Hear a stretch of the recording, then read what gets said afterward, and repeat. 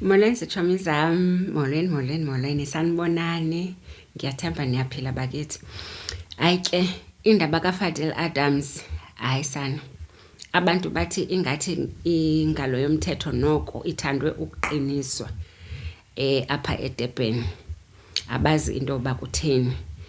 Kaloku uFadil Adams bethunana, into ayenzileyo is-serious because kaloku eli tyala lele high profile person uSindiso Magaqa.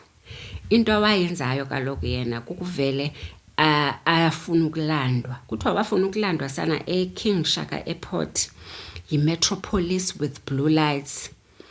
Walandwa nako kuyiwa eWestville prison eyok-interviewa okanye eyothatha istatement kule hitman ke enguSbu banibani lo. So kuthiwa apho wayengathunywanga mntu.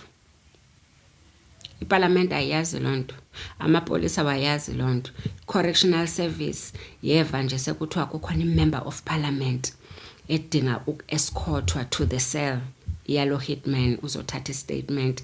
Kuthiwa ke bona ke babecinga into yoba ke uza on behalf of abantu abakhulu kaloku eParliament. Kanti hayi yena uzizela nje ngokufuna ukuzozenza ihero. Kuthiwa irongo lento awayenzayo because kaloku kwakufanele into yoba the time enika esi statement enikeza nobungqina into yokuba babehayirishwe ngubani, the contract orderers, njengoba bona bebezi-contract killers ebabala amagama. Kwakufanele into yoba kukhona nditsho abameli bakhe, amagqwetha akhe ke ubhuti lo ochaza yonke information oplida into yoba uguilty. Hayi le ndlela ayenza ngayo. Yena uzoyenza istrato into yasemthethweni apha ngangeni indawo. Yiyo ke ngoku lento apanishwa kangaka because kufanele atsho into yoba udlalela eyiphi team because ublame ngoku. Yena nje once anikwe iplatform yemedia uthetha ngoGeneral Khumalo, uthetha ngomkhwanazi.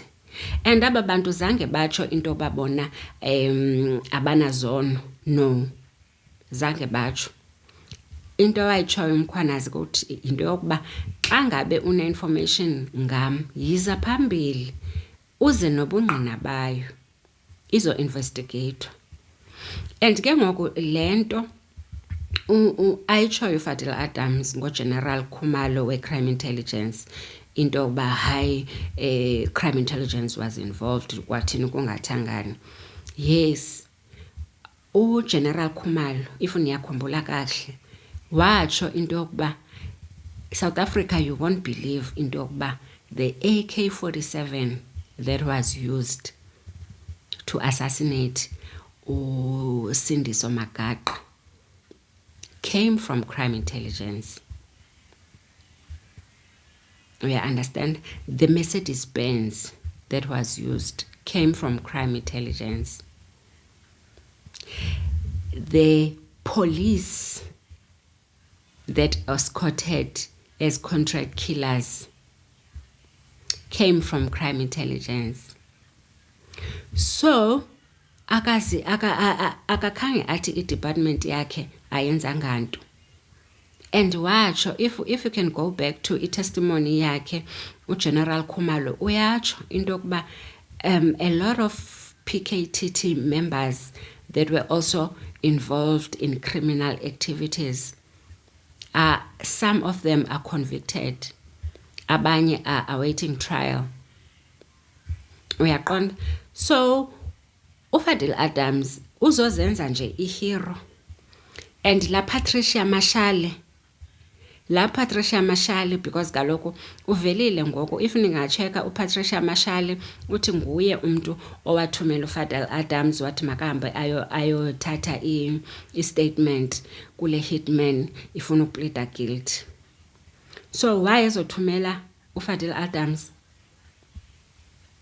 Why engafuni amagqwetha? Why engafuni ezinye ke i-resources? Azame ukudibana mhlambi with National Police kodwa ke uthi ubengafuni because yonke ipolice ibolile. But kaloku if you've got i-proof into yoba ndacommunicate nobani akayenza loo nto leyo, then andiqondi into yoba ngenye imini xa seyivela bangakwazi ukuphika. Nantso into edala into yoba ke ngoku ahlale uFadil Adams phaa. Kuthiwa hayi lo ngesikwazi umnika ibheyili, sisafuna uku-investigata kakuhle, because kaloku kuthiwa apha xa sifunda phantsi una 3 counts of fraud and neyelantuka ke ngoku into of defeating the ends of justice. So i-high profile case kaloku le.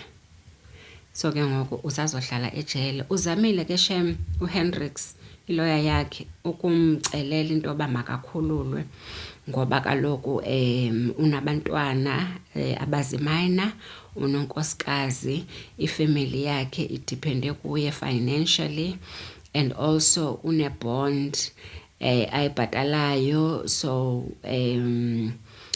i-proof of i-residence yakhe right, and akayo flight risk. Wabese chaza kuba enye into ke uneligxalaba, uyabona mos eligxalaba lakhe eli ahlale elikrwempa okoko. Namkhumbula ekwi-ad hoc committee emane erhawuzelela xa ngabe ethetha, amane erhawuzelela. So nanso into emfake engxakini kakhulu, nanso into emfake engxakini.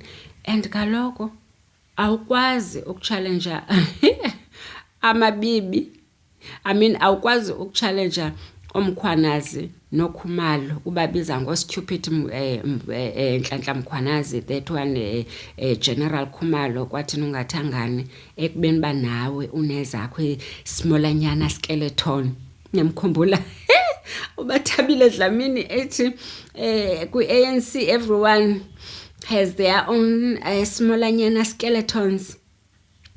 Injalo ke chombi, injalo ke. So xa ungabe uzazi into yoba wena hlala kwi-glass house, don't throw stones, otherwise uzolala ejele, ndikuxelele. Thank you, sitshomi zam.